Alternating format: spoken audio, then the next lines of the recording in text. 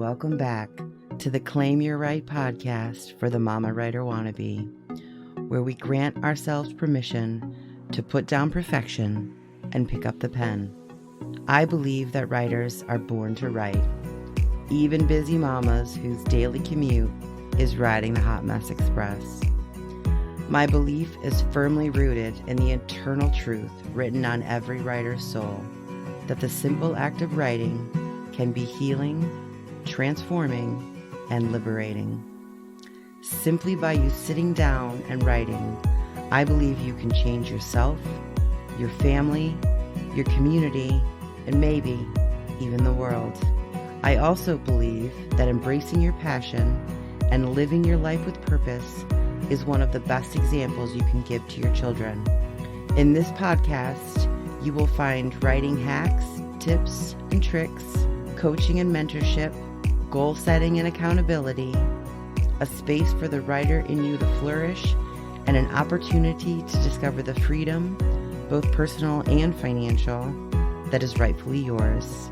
Hi, my name is Christine Holloway, self-published author and writing coach. I help busy moms reclaim the writer within and unlock their true freedom so they can finally start living the writer lifestyle they have always imagined. Welcome, my fellow writers.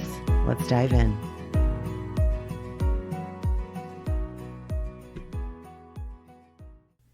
Hey, mamas. How are we doing today? I owe you all an apology because I have every intention of getting these first 3 episodes of the Write Blueprint and then the 4th episode of the 7 Days to series all dropping at the same time.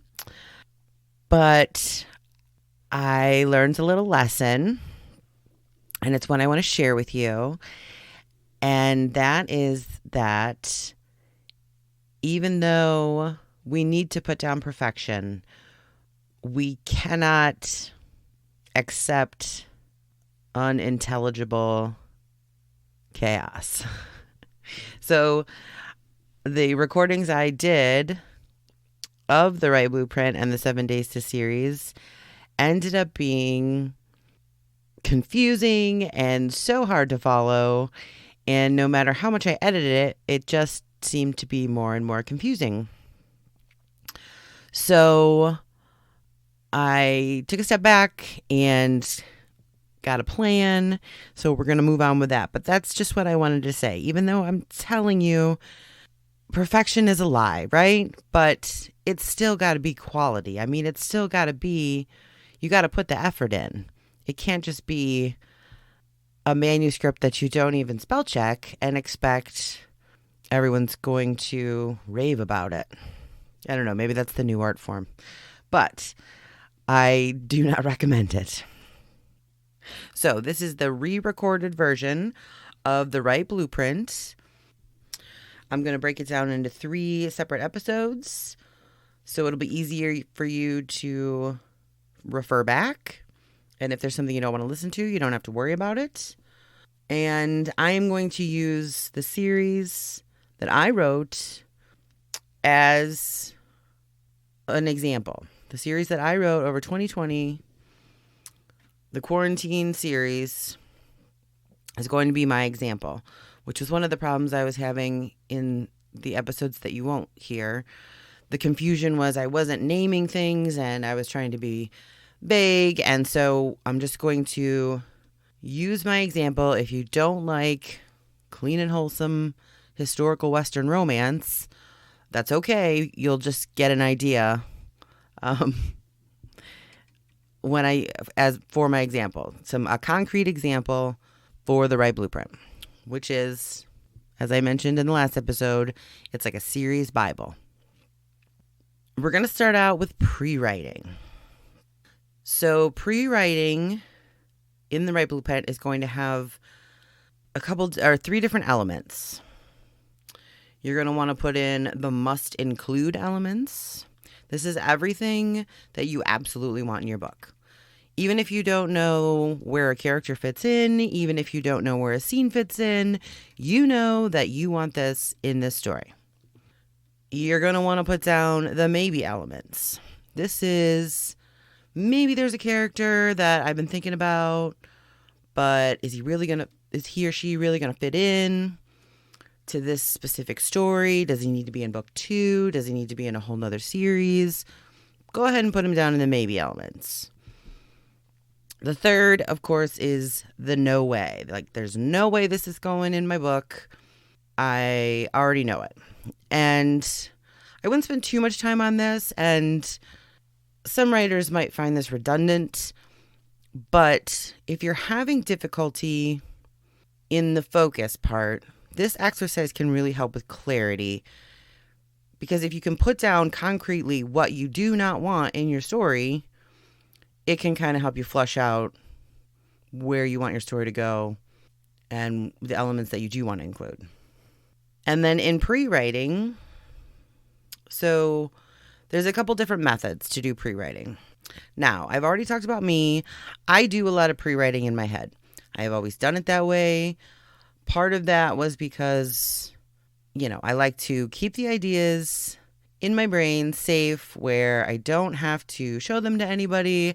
I don't have to see or hear any critiques. It's just my safe little vault of ideas that are slowly driving me crazy because they can't get out. So if you're going to do that, you're going to need to write them down also. And this might be just one little day that you just jot down these things and then you're done with the pre-writing. And then I mentioned last episode, I do some time blocking, like I do batch writing basically, where I do a lot of pre-writing, I'll take some notes, and then when my son is at his grandparents or, I'm ready to pull an all-nighter and he tuck him in for the night, then I just sit down and I just write and write and write. So there's some other methods that you can use, and I'm sure there's tons of methods that you can use, but one of them is free writing, free like freedom, free writing. And this is basically where you just sit down and write everything out, like a stream of conscience, James Joyce, just write. And one technique that I had heard or read about somewhere was that if this particular author was going to do free writing, like they would set a 20-minute timer, for example. Incidentally, this is how I've heard that some writers really do well in getting their production up, is setting a time block, setting, a 20-minute timer, write as much as possible, and then give yourself that 5-minute break or whatever you need to do. So we'll go more into that in methods, but free writing is stream of conscience. You might find it easier if you set a timer, and there you go. So another way to pre-write, and this is something that I never did. I never liked it, but it's the idea of like mapping things out visually.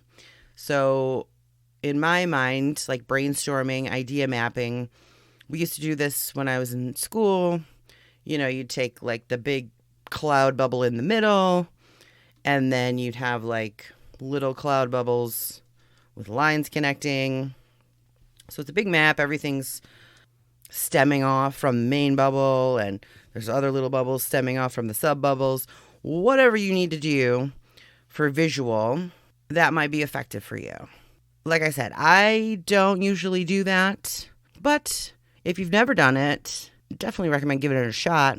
If anything, you'll find out for sure you don't want to do it, but it could open up a whole new brainstorming idea factory for you that you didn't even know you had available.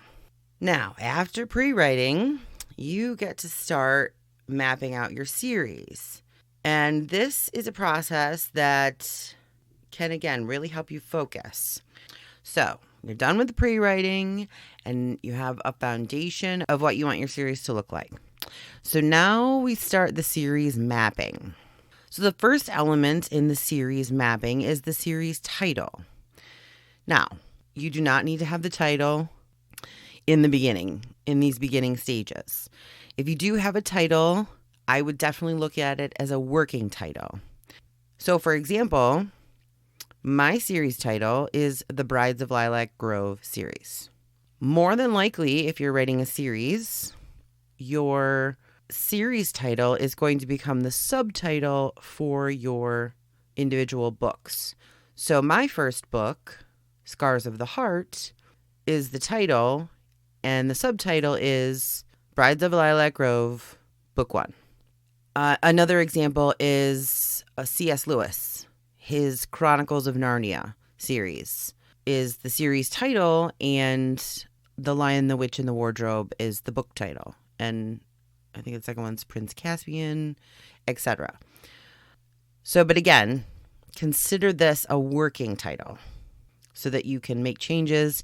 And if you're self-publishing, just keep in mind that if you publish your first 2 books and you discover that your series title is not working, you can change it. So the second element of a series map is the type of series. Are you going to have a trilogy like The Lord of the Rings or Bridget Jones? Or do you want an ongoing series like Little House on the Prairie or Harry Potter? My recommendation, if this is your first stab at writing in a while, or your first stab at series writing, is shoot for the trilogy. That is what I did in my stories. I published the first one, and then I did pre-orders for the second 2 that weren't even written yet, which we'll go into that. That's a whole episode in and of itself. But it was great because it really put me on a deadline, even though by the third one I wasn't ready or wanting to write it because 2020 had just beaten me down. But I stuck at it and I did it and I met that deadline and it felt amazing. But regardless, so your type of series, so if you focus on doing the trilogy, it is better. It's a good solid point for you, and it's better for your readers. I believe I made this point before, but I learned in 2020 that some readers won't even start a series until they know that the third one's already out. Until there's a number of books already within the series. And I totally can relate to this. I hate getting into a series that just drops off. Even in TV shows, I almost don't want to watch a new series these days because you never know if it's going to get canceled. If I love a series, and I tend to like shows that end up being canceled. But either way, shoot for the trilogy, and then you can expand and keep going if you so desire. But at least you have something for you that's done and something for your readers. Another element of the series mapping is the genre and the subgenre. Again, like the title, these are working ideas. They could change if you want, jot them down. This really comes into towards the end of the book when you're marketing. We've talked a little bit about writing to market, and we'll go into that more. But since my advice to you is to write what's on your heart, the idea that is just ready to come out, I wouldn't worry about the genre or the subgenre at this time. Okay, so a very important element of the series mapping is the point of view, POV. This is huge, and this really separates the professionals from the amateurs in the writing world, as far as I'm concerned. If you don't know what point of view is, if you've never heard it, or are not familiar with these concepts, please do additional research. I'm about to tell you what it is, but please do your own research to get a real solid understanding of what each of the points of view are. So first person uses the pronouns I. It is told from the viewpoint of the main character. Second person is you, like I'm talking to you right now. Don't write a fictional story in second person. Don't do it. These are techniques that are used. It's okay in nonfiction. And if you're really good or you're really pushing the envelope of like the writing form, I guess as a fictional author, you could do that. Like Fight Club, I believe, when he's like talking to the camera, when he's like addressing the audience. That's kind of second person, but don't do that unless you've got a couple books under your belt, is my suggestion. I could be wrong, but if you're going to do that, I would definitely have an editor look at it to see if it flows. And then the third person is he, she, where everything's narrated. So the most important thing to think about and to keep in mind for point of view is, number one, do not switch between the two, and no head jumping. So head jumping is basically where you have one big chapter, for example, and you've got multiple characters all thinking and acting and talking in the first person. Or it can be in third person too, where you're jumping back and forth, even though in third person it's doable. But this is a very difficult technique, and it's very confusing for the readers. If you don't get it right, the readers are going to have no idea what is happening in your story. So if you are writing in first person and you want to separate different characters, I would suggest breaking it up by chapter or by section. I might even suggest using italics. Like if you write in third person, for example, and someone's having a dream sequence, someone's having a scary dream. Like I've seen this a lot in suspense novels. Someone is having a scary dream and it's their personal, what they're experiencing. It's all in italics, the whole dream. Everything in the first person is in the dream. And then once the character wakes up, it's back to third person. So it's definitely separated. So the reader knows who's having the dream and what is going on. Personally, for me, I write in third person. And in fact, I prefer to read in third person. First person, I feel like really got a lot more popular over the last couple decades with like urban fantasy, paranormal, romance, maybe even a little bit of the sci-fi, but also like thrillers, detectives, or like cozy mysteries. I'm not saying I don't read it at all. And sometimes the story can actually be better if it's in first person. I don't write cozy mysteries, but I would think that setting up a cozy mystery in the first person could make it easier in the mystery and suspense aspect. But that's up to you. Just decide what you're going to do and stick with it, and no head jumping. And then the final aspect of the series map is the format of your series. So, for example, my series is set up The Brides of Lilac Grove. So each story is a different couple, as opposed to each story following one specific couple and their growth through whatever, or following one specific person. Like Harry Potter starts out, when he's 11 or 12 and goes all the way to 18. But for me, each story is its own couple, but they're all connected to this fictional town of Lilac Grove. And then in other ways, they're connected to each other. And I'll go on into that a little bit later. But pick your format and then stick with it. And I think we will leave it there. Next episode, we are going to start on series setting, which is world building, which is so much fun. We'll talk soon, and happy writing. Don't forget to subscribe and leave a review, please. Thanks. Hey Mama, one last thing before you go. If you enjoyed this show, please share this with someone you might know who is also struggling to reclaim the writer within and might find value in the content. Because I am hoping everyone makes the right resolution this new year, I am offering discounted coaching sessions for the entire month of January. So if you need some help mapping out your story or organizing your thoughts, I am available. Whether you need a gentle hand or a drill sergeant, I am here for it. Find out more at ChristineHolloway.com, where you can also find more resources. The link is in the show notes. Thanks so much for your support, and happy writing.